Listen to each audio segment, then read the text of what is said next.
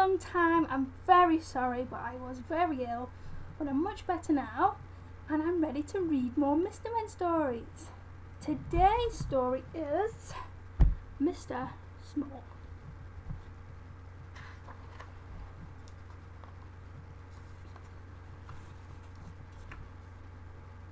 Mr. Small was very small, probably the smallest person you've ever seen in your whole life. Or perhaps the smallest person you've never seen in your whole life, because he was so small you probably wouldn't see him anyway. Mr. Small was about as big as a pin, which isn't very big at all, so perhaps we should say that Mr. Small was as small as a pin.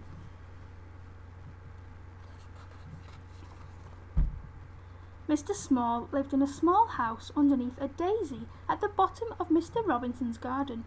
It was a very nice house, although very tiny, and it suited Mr. Small very well indeed. He liked living there. Now, this story is all about the time Mr. Small decided to get a job. The trouble was, what sort of job could Mr. Small do? After all, there aren't that many small jobs. Mr. Small had thought about it for a long time, but hadn't any ideas. Not one. He was thinking about it now, while he was having lunch. He was having half a pea, 1 crumb, and a drop of lemonade. Mr. Small thought and thought while he was eating his big lunch, but it was no use. Thinking just made him thirsty, so he had another drop of lemonade. I know, he thought to himself. After lunch, I'll go and see Mr. Robinson and ask his advice. So, after lunch, he left his house and walked to Mr. Robinson's house at the top of the garden.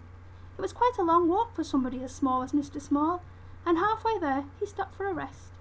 He sat on a pebble, feeling quite out of breath. A worm crawled by and stopped. "Good afternoon, Mr. Small," said the worm. "Good afternoon, Walter," said Mr. Small to the worm, whom he knew quite well. "Out for a walk, are you?" asked Walter. "Going to see Mr. Robinson," replied Mr. Small. "Oh," said Walter. "About a job," added Mr. Small. "Oh," said Walter, the worm again, and crawled off. Walter was a worm of very few words.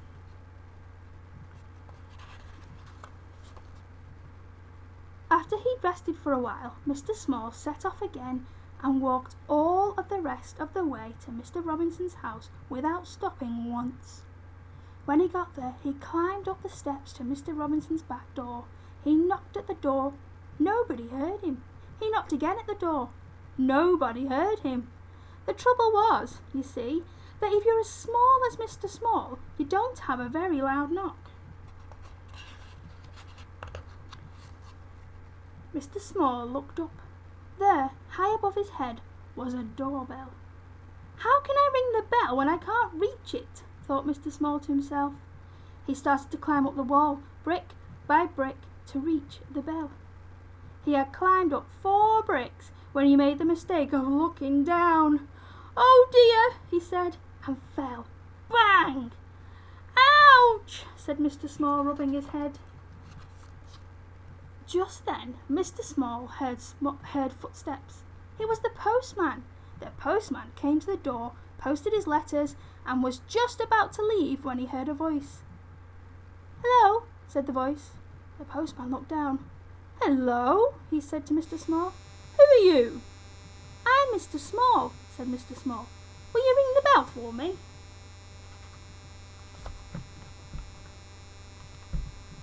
"Of course I will," replied the postman in answer to Mr. Small's question, and reaching out, he pressed the bell with his finger. "Thank you," said Mr. Small. "My pleasure," said the postman, and off he went. Mr. Small heard footsteps coming to the door. The door opened.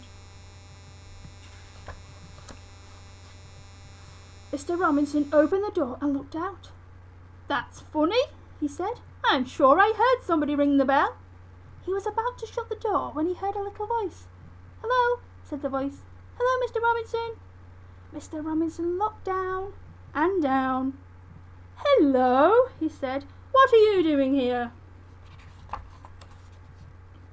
"I've come to ask your advice," said Mr. Small to Mr. Robinson. "Well," said Mr. Robinson, "you'd better come in and have a talk." Mr. Small followed Mr. Robinson into the house and, perched on the arm of Mr. Robinson's favourite chair, he told him how he couldn't think of a job that he could do. Mr. Robinson sipped a cup of tea and listened. "So you see," Mr. Small explained, "how difficult it is." "Yes, I can see that," said Mr. Robinson, "but leave it to me." Mr. Robinson knew a lot of people. Mr. Robinson knew somebody who worked in a restaurant and arranged for Mr. Small to work there, putting mustard into mustard pots.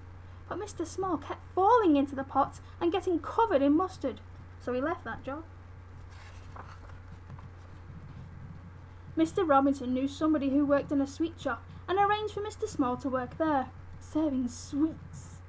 But Mr. Small kept falling into the sweet jars, so he left that job.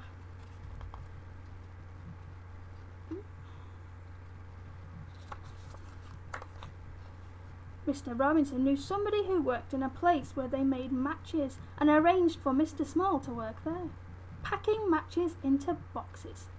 But Mr. Small kept getting shut in the boxes with the matches, so he left that job. Mr. Robinson knew somebody who worked on a farm and arranged for Mr. Small to work there, sorting out the brown eggs from the white eggs. But Mr. Small kept getting trapped by the eggs, so he left that job.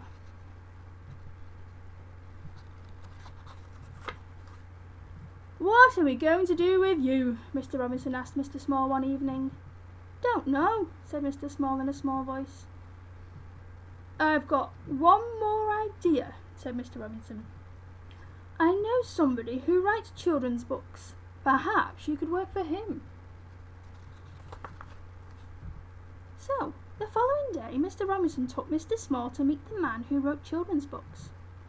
"Can I work for you?" Mr. Small asked the man. "Yes, you can," replied the man. "Pass me that pencil and tell me all about the jobs you've been doing. Then I'll write a book about it. I'll call it Mr. Small," he added. "But children won't want to read a book all about me," explained Mr. Small. "Yes, they will," replied the man. "They'll like it very much." "And you did, didn't you?" "Well, I did. I hope you did." "Aw, Mr. Small." "Well, enjoy the rest of your day, and I'll have another Mr. Man story for you tomorrow. Bye-bye.